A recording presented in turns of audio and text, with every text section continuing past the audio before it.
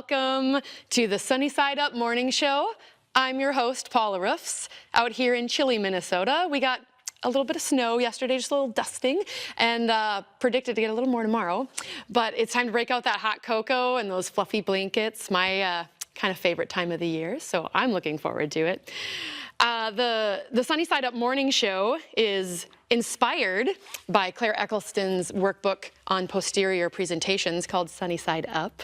So thank you, Claire, for your lovely contribution. Today, we are gonna not talk about that book. We're gonna be talking about a different book. Actually, a book I'm really excited about. Changing Birth on Earth by the one, the only Gail Tully. And in studio today, I was fortunate enough to get Gail Tully on the Sunny Side Up Morning Show. So she is here with us to talk with us about her new book, thankfully. Gail, welcome. Thank you for being here. Oh, it's good to see you. It's so great to be with you and to be with everyone in our audience. And you're used to Minnesota weather, so yeah, you don't have to worry about packing fluffy parkas and things like that when you travel, right? I just live in them. Yeah. So yeah. This cover, this beautiful image, tell me a little bit more about the message that you're hoping to convey. I searched the world for that image and found it in beautiful Brazil, where birth is so luscious and abundant.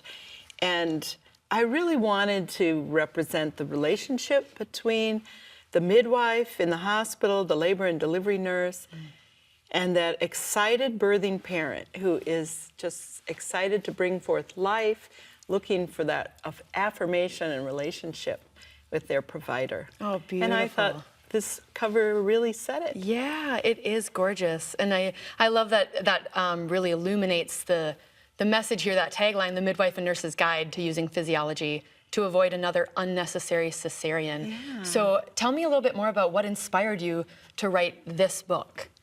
Oh, thank you, Paula. You know, it started out answering the question for parents, what makes birth easier? And as I spoke to parents and put up a website, then providers began to come and ask, how do I find out more about this? 98% or more of human beings are born in the hospital. So let's empower the hospital provider with avenues of physiological birth, something that fits into the setting, whatever setting they have, so that they can be empowered right there in the birthing room to do something that might take an hour or two or even 15 minutes to emphasize and release that physiological ability within the birthing body. Beautiful. Wow. Wow. So on that note, You've got some questions. I do have lots of questions, but that reminded me of a part in the book where you mention, or you very directly tell your readers that you're offering a third viewpoint from which to consider birth, that we don't need to polarize technological versus natural birth. So tell me a little bit more about how this physiological lens unifies providers. So when we look at physiological birth, a lot of people assume natural birth as opposed to that unnecessary cesarean or a high-tech birth. We're so grateful for the cesarean to save lives. But as a lifestyle, we're having compromises in health. So a certain high level of cesarean section starts to actually reduce health in the large population. It can be a blessing for an individual, or it can really hit somebody's morale. They wanted to finish their birth. The natural birth approach says, let's give them time and let nature take care of it. But we don't live in nature. We live in a modern civilization with cars and cement and high heel shoes and comfortable chairs. Chairs, and that shifts us from the design of birth, if you would have those words, into the design of civilization, which is sedentary and convenient. Yeah. And birth is an active movement with our bodies. So if we only wait and see what nature has for us, that's going to work for many people. But I'm interested in the person that says, why didn't my body work? Right. And I'm interested in this book in helping that hospital provider to say, what can we do instead of going to cesarean, breaking the water, adding Pitocin or Syntocin, and ventus, forceps, cesarean to get this baby out. Right. When really right inside is the answer. Right inside the birth giver's body to unite. Yes, we talk about body-mind connection, and that's beautiful. But when the body is in tension, torsion, or in an alert state, we can't access that. Yeah, that internal environment is not quite what we, not ideal for the process of birth. And so it can take years of training to settle the mind and enough to settle the body, or it can take 15 minutes or a couple of hours to go through the physiology to release the mind, literally sometimes in 15 minutes. Wow. And something that the parents can do themselves or the provider can do without technology to address that certain percentage of people whose babies are not coming due to some tension or torsion that happened in response to living in civilization, in response to living in gravity. Right. We live in gravity, so we're pulled to the ground. If we're in motion and we have a sudden stop, the insides of our bodies are still moving and can settle in a bit of a twist, and we don't know it because it's settled inside our bodies, not necessarily on the outside. And so we don't see it. It's not necessarily causing pain, or the pain goes away, but the twist remains. And now the labor and delivery nurse, the midwife, are trying to give enthusiasm to the birthing parent when they say, why won't my baby come out? Right, right. And so far the answer is some births are like this. Some labors are like this. Let's have patience. Spinning babies is the active part of patience. I love that. It's really beautiful. Can we do a little jiggle? Can we do a little stretch? Can we get into a birth position that might be quite unusual, but can help the ligaments and the muscles inside to their full optimal ability to open for the baby, so the baby can rotate and slip out. Yeah. Because really we're seeing that. Beautiful. We're really seeing that. That's amazing. I know there's countless stories that are on the website and that I'm sure you hear from families every day and that are shared in your book about that success, and that ease that you're bringing to the experience. So that's really beautiful. It's beyond expectation. Wonderful. Wow. Yeah. Did you ever imagine you'd be here? Did you ever imagine this book would be here? Yes and no. Okay. Yes and no. In a part of me is perceptive, and there is no time and space, so I could feel what was about to happen. But my comprehensive mind couldn't conceive of that. And it's not something possible within one individual. It really takes a community. It's taken many, many people. And the joy of seeing people come on board with this was like nothing in my life had prepared me for that. But that's what's made this possible, this growth and this acceptance of the concept. Right. I was simply asking a question.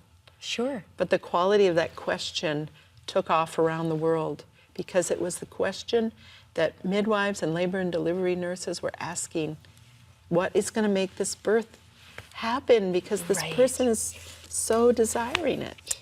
Yeah. Well, and speaking about, those nurses, those midwives, your first chapter opens with a riveting story in the OR in order to help define your ideal reader. So I'm curious, is Tori based on a real person? Or I'd like to hear a little bit more about your ideal reader here. Tori the scene is imaginary, based on the idea of, here is a typical routine. We're going to break the water and help labor get going. And what is an extreme risk of that? So we are really taking something that is unusual. But we're taking the scene through the mind of Tori's perception of, hey, this is something we do every day. There was informed consent. The doctor and the birthing person had a communication about this. It all seemed fine. We've done it 100 times, this month. And And yet this is the risk we all knew could happen, and it's happening now. Is there another way? Do we have to use what I call force-based interventions to help something spontaneous happen? And this is asking that question through Tori's mind. And I think it's a question that many labor and delivery nurses ask at moments. There's times in their careers where they're asking this question, and midwives ask this. So to help answer that question, we actually have a wonderful labor and delivery nurse who was able to join us today. So we'd like to bring on Nikki. And Nikki Zerfas. Welcome, welcome. Thank you. We are so glad you could make it. Thank you. Can you just introduce yourself? Tell us a little bit about where you work, and the environment that you're coming from. Yeah, and I think that I'll just start by saying, I remember in nursing school, when I was figuring out what areas made sense for me, I was drawn to two areas, and that was hospice and the birth world, which at first glance seemed like such polar opposites. And so as I was trying to observe why are these the areas that I'm drawn to, I realized that in my nursing care, I wasn't looking for an uphill battle. I wanted to, they're both death and birth are these physiological processes that as a nurse, with our nursing care, we can accompany and watch for safety and help the family deal with this physiological process. Beautiful. Yeah. And so then as I started my career, already coming from that perspective in the birth world, and I got my first labor and delivery job. And my first job was going to be at a very high-risk facility.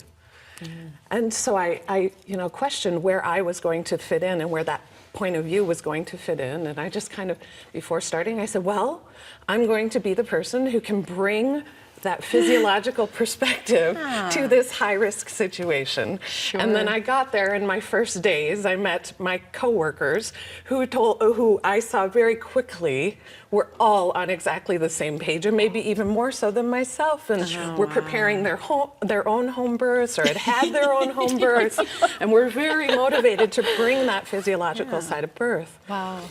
So about probably a year or so into my practice, I was feeling comfortable with the taskiness, and I knew what my job was.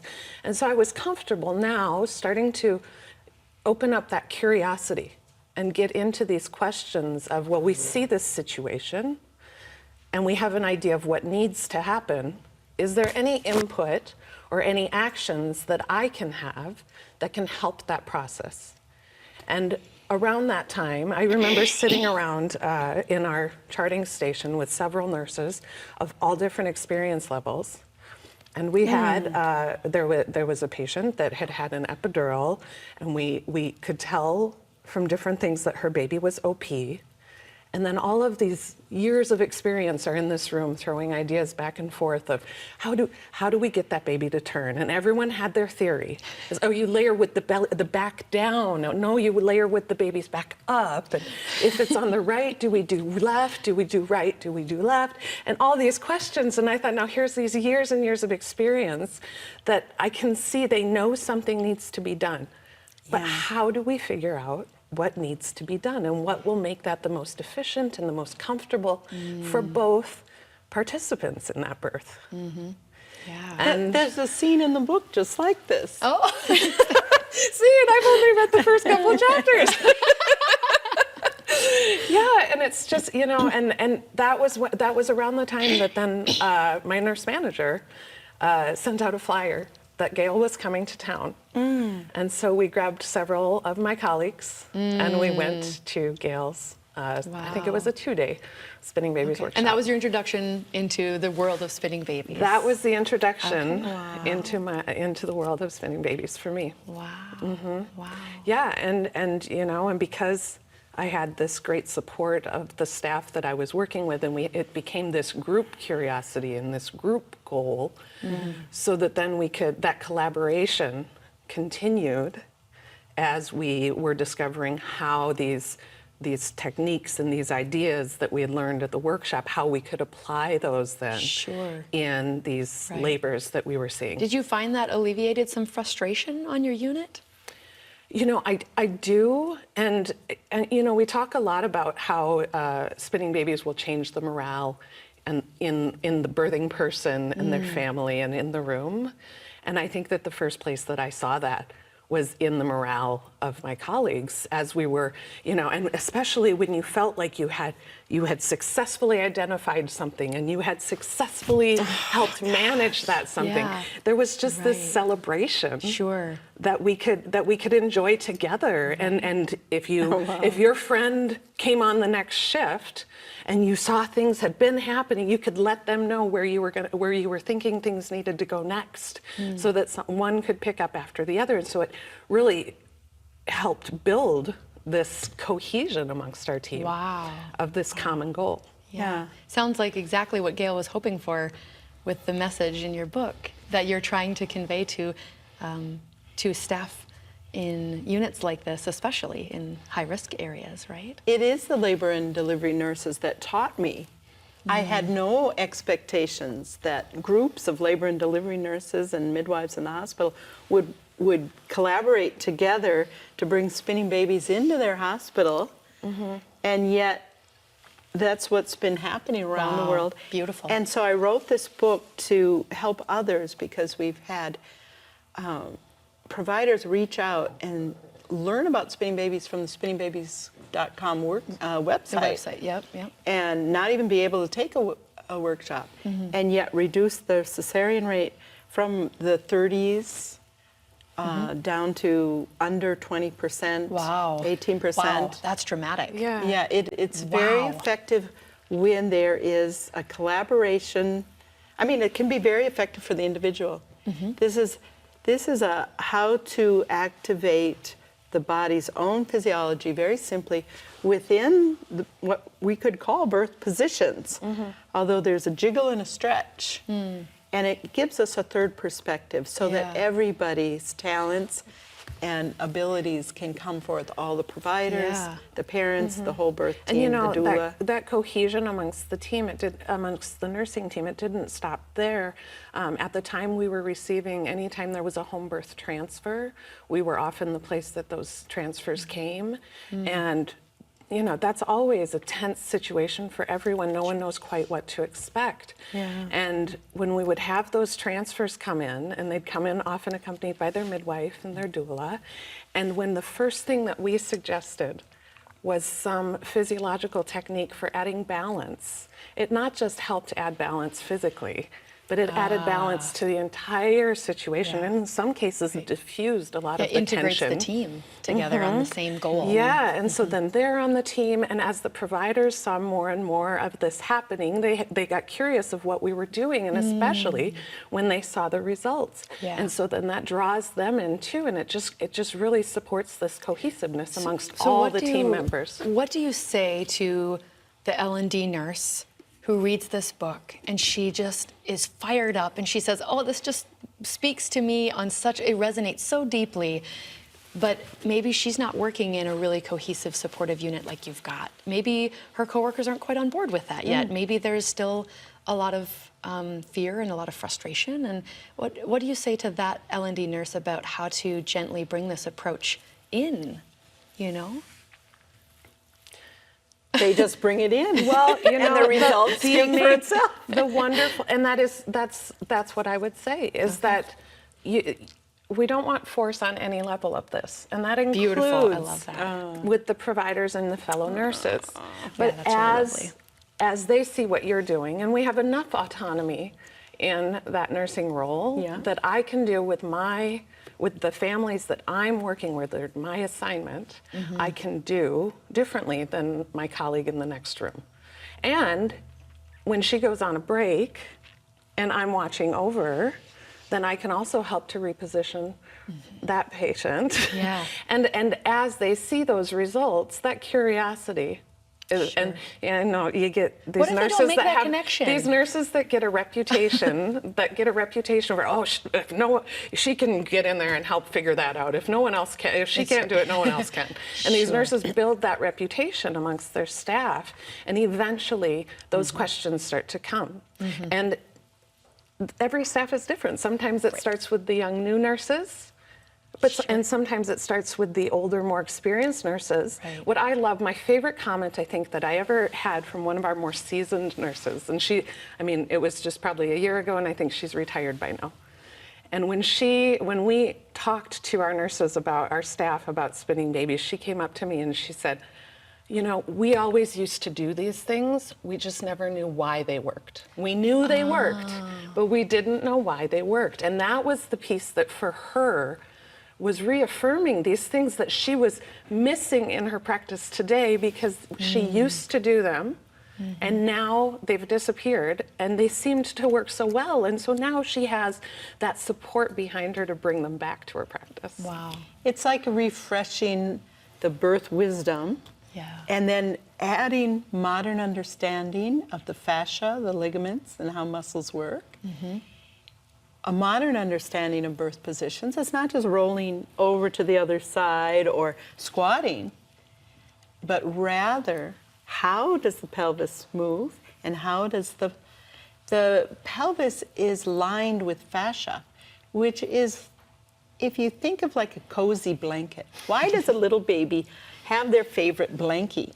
It's that soft, smooth fascia and tissues that they're slipping out into the world.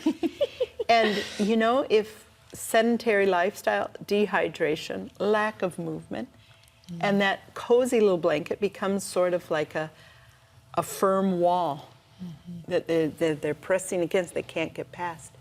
And so the jiggle and the stretch activities we do turn what might be sedentary and non-mobile into a luscious, silky, supple, cozy blanket that the baby can slip Who past knew you again. could make a pelvis so delicious, right?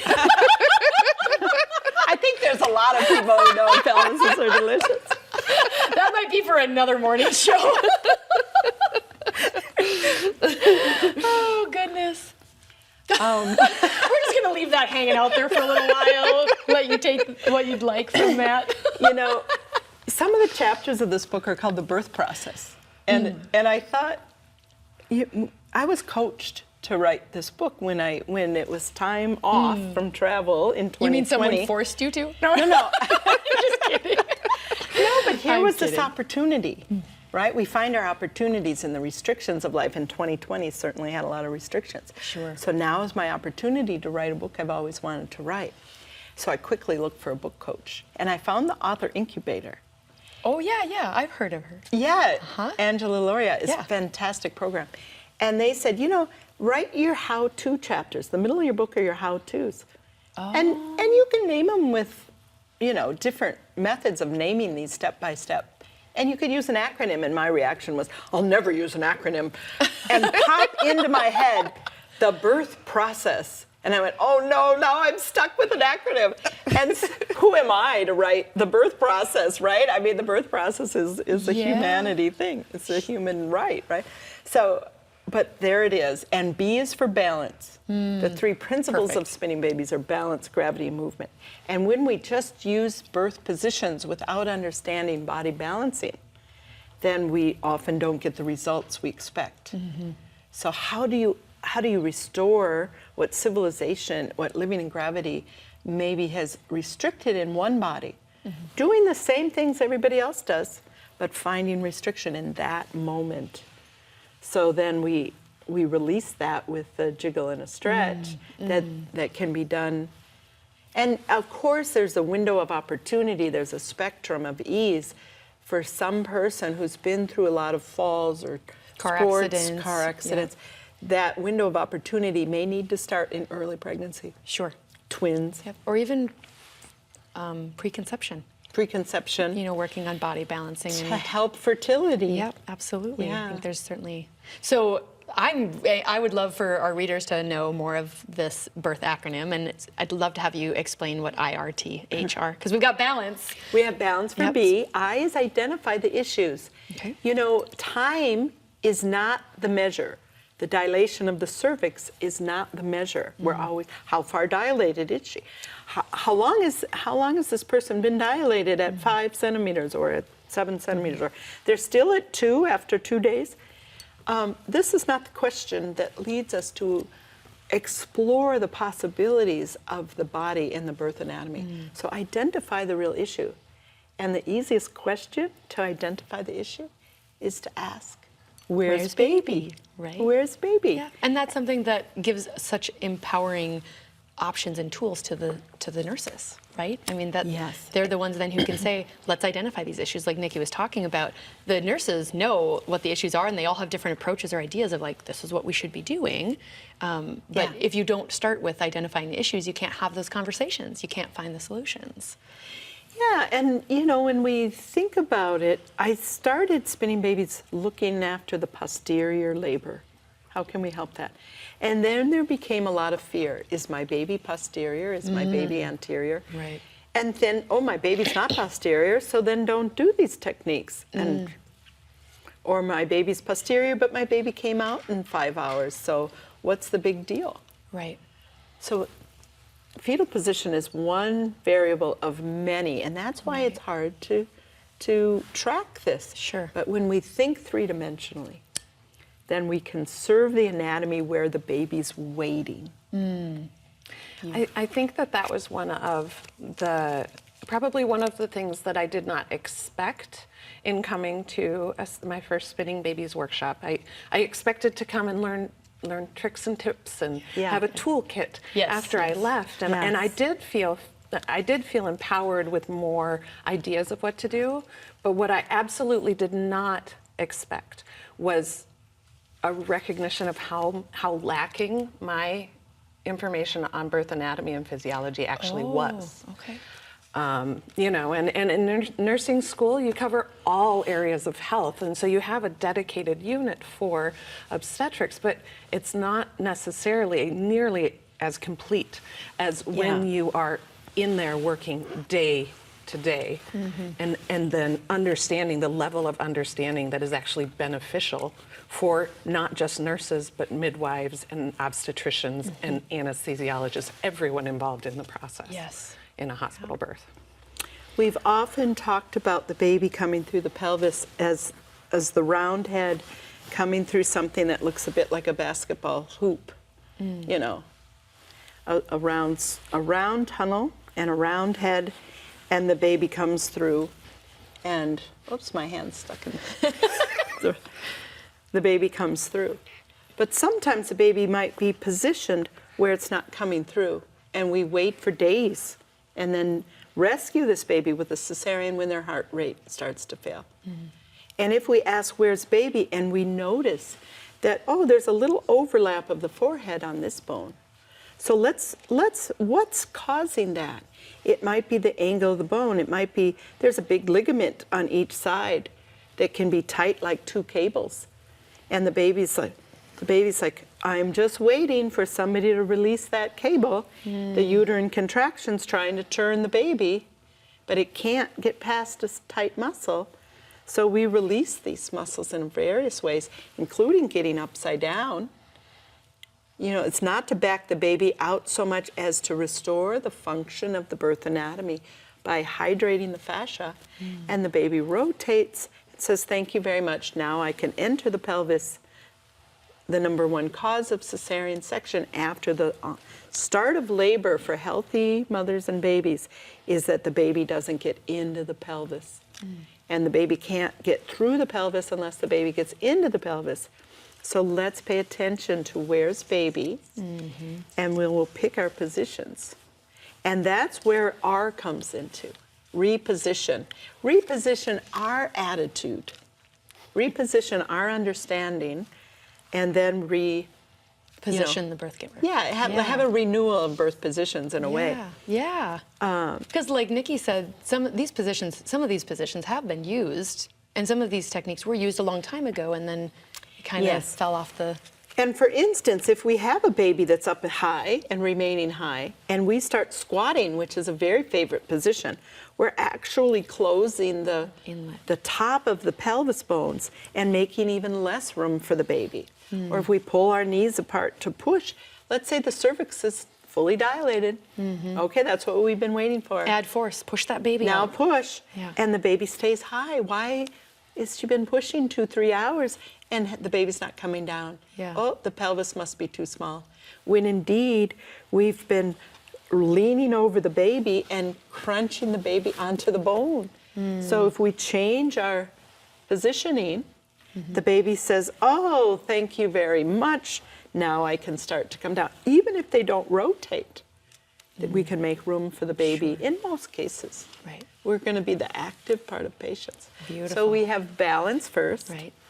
Identify what's issues. going on. After balance, everybody can enjoy a little more balance in Right, life. right. So we don't have Who to doesn't want a know. supple pelvis? I love what Rachel Shapiro says, that balance is a human right. Oh, absolutely. Yeah. I seek that in my own life, you know? Isn't that beautiful? Yeah. She's such a beautiful teacher.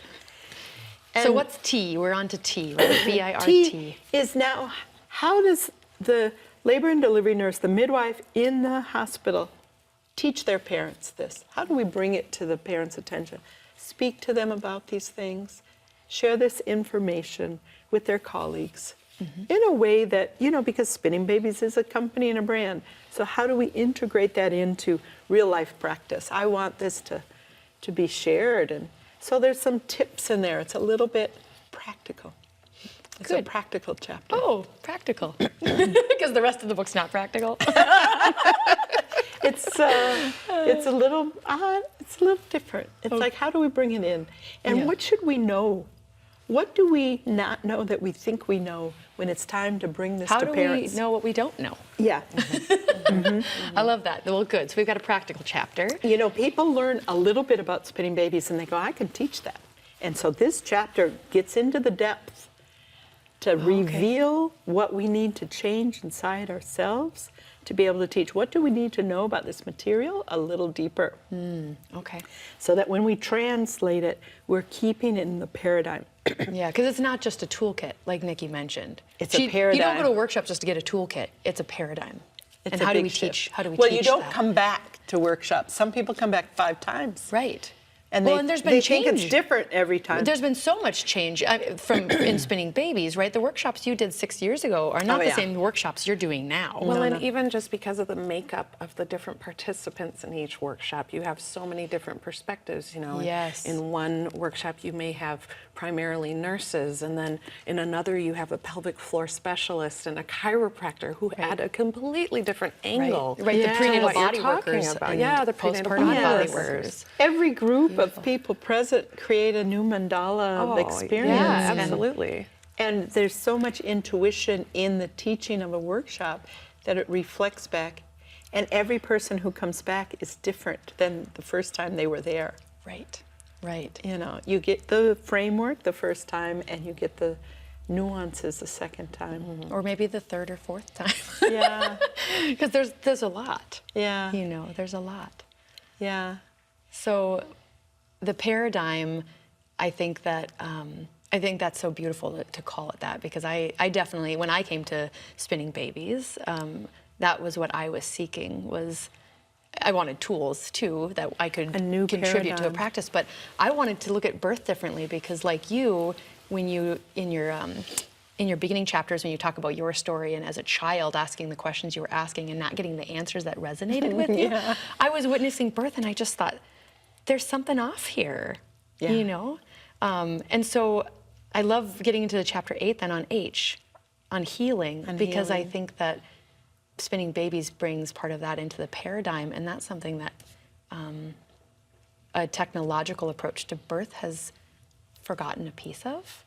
I don't know, maybe that's not the right word for it, but can you talk a little bit more about H and the Yeah, healing? H, you know, to stay with the acronym, I thought about healing birth, but really what I mean by healing birth is healing birth practices, healing the birth keepers, you know, because if we get damaged by a force-based Yeah, approach. it's dehumanizing, Yeah. you know, and we bring Yeah. that to humanize is to heal in a way. To be seen, to be seen to as be our validated. individual humanity. You know, and I can remember at those first few workshops that I attended, I can remember as we'd go through stories, then all of a sudden you'd have this memory of a birth that you had been at, and oh, if only I'd known that, or oh, if only we'd tried that.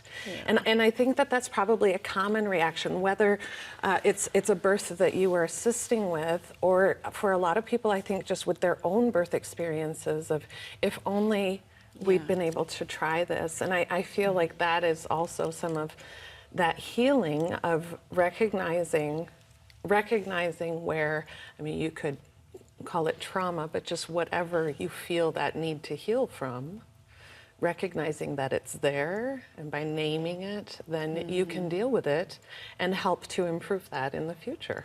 And do so with compassion for Yes. ourselves, because we live in our society, we live in a civilization. There's a certain knowledge amount, and there's a certain understanding that's there. And we are always doing the best we can on that And day. what is it that they say, when you know better, you do better? Yeah, and sometimes we need to have our struggles to create, the gristle that makes the pearl. Yeah. Oh, that's pretty. That's really beautiful. And the wound is the blessing. A wounded birth often creates a healer, often creates the teacher. It's our teacher. The experience is our teacher. Right. It shows us what we didn't experience and what we long for. Yeah. That might not have been highlighted otherwise. Sure. And so there's a lot of compassion happening in this chapter. There's healing for ourselves. It's just a moment to think about ourselves as birth keepers. Yeah. Yeah. What a lovely contrast to the practical chapter, right? Yeah, because if we reach, a paradigm means a perspective and how we view the world. And I'm offering a third perspective, not highly technological and efficient, which of course is where we learn how to be life-saving. We learn how to handle emergencies in that mindset. It's not a wrong mindset. It's a mindset that's excellent for emergencies, but doesn't serve natural, healthy body functions. And the approach, point of view, for natural body functions does not help when there's an emergency. Sure. And the third perspective is, how do we unite these two? And we can be united from the obstetrician to the doula Yeah. with physiology, because we all have bodies and we all can feel this in our own bodies. We can do these techniques with ourselves and with each other, and we feel the relaxation and the groundedness. And then we can offer it to birthing families. That's so great. It's lovely. So that's our birth, and then the process chapter is, I realize that busy providers need a bit of a protocol. Sure. So we've got process as an acronym as well, PROCESS. Yes, we have birth process, so we have the 5 chapters. I don't think we have time to go through PROCESS. No. No, it's one chapter. Oh, okay. She started out no baby's acronyms, coming and by then now, she the just went baby's coming. acronym crazy. This is a very long book, you guys. No. Just think of the acronym for sunny side up. There's a whole bunch Oh of man, things. that's why my book's so long. Oh goodness. Yeah. So the So process the process. chapter. The process is, how do we take the chapters that come before and put it into some step-by-step, what do we do in this situation? What do we do in that situation? It's a beginning. It's not an end-all chapter. But it gives a focus for that person to say, okay, I read these. Now give me an example of when do I do what? And for a posterior Oh, it's how baby, helpful. That's for so a, helpful. yeah, for a baby that's not engaged. Let's help the baby get into the pelvis. Here's a series. We'll do this, this, and this. And then as the provider checks this out, they start to say, okay, but this person needs a little individual attention. Once they have the basics and they've got something a framework to start from, then they can start to adapt and flex for the individual You situations. know, and I really think that fits so well with the medical format of learning, and especially being in a teaching hospital, I see it as our residents progress, and when I orient new nurses, at the way that I'm able to judge that they're progressing is that they go from that task or protocol of this, then that, then this, to going to the critical thinking part that is, why am I doing this? When am I doing this? Is this necessary? Yeah. And that process of going from one to the other is that growth that we do as we learn anything and add our critical thinking. And so I think that's a lovely way to start this process for someone that's new coming into this information, is to start with okay, I can follow this. It's like a recipe. Right? Your favorite recipe is that you start out by following word for word, and you'll maybe read it 5 times the same line to make sure you get it just right. And then by the 3rd or 4th time that you make it, you're starting to, I bet a little bit of cardamom would be better. I bet I should add this. And you don't even look at your recipe book anymore, except for I always have to double check the times and the temps. And that's right, because in this case, the times and the temperatures are the birth giver. Right, that's what they're in charge of. Right. Yeah, well, that's such a beautiful analogy, and it's making me hungry, and we're not quite to the cooking part. We're going to get to that, because we're going to have breakfast. It's going to be delicious, you guys. We're going to have some breakfast. But before we get to that, I have just a couple other quick questions we need to make sure our readers know, and that is, how do they order your book?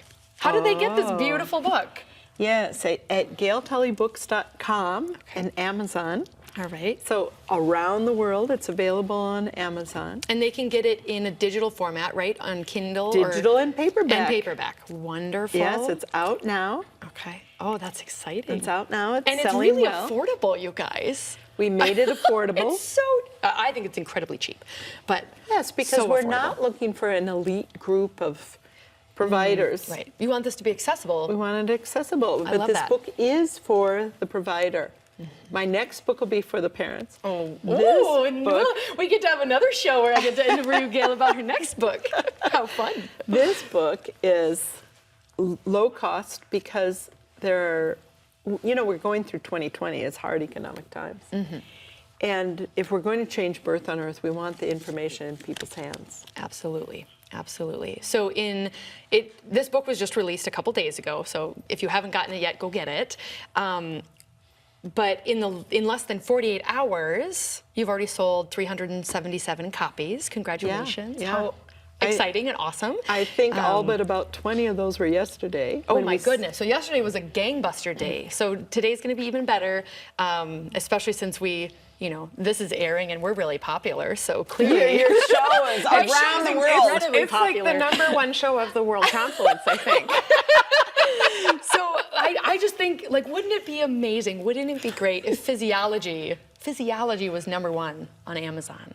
Right? Physiology. Let's make this #1 on Amazon. Oh, yes. And I make love it that. accessible. So in order to do that, you guys can help. You can help us by leaving a review for Gail, increase visibility. And so we need to know, how do readers write a review?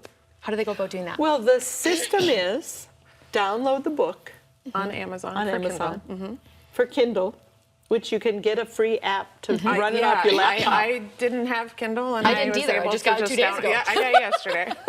Yeah, you don't need a Kindle machine. You can do it on your laptop. And then once you've downloaded it, you can write a review. So some people have read the 2 chapters. Some people have gotten advanced copies. Some people are fast readers.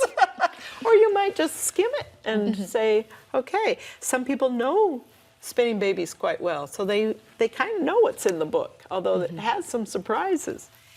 Yeah, and it's based on reviews.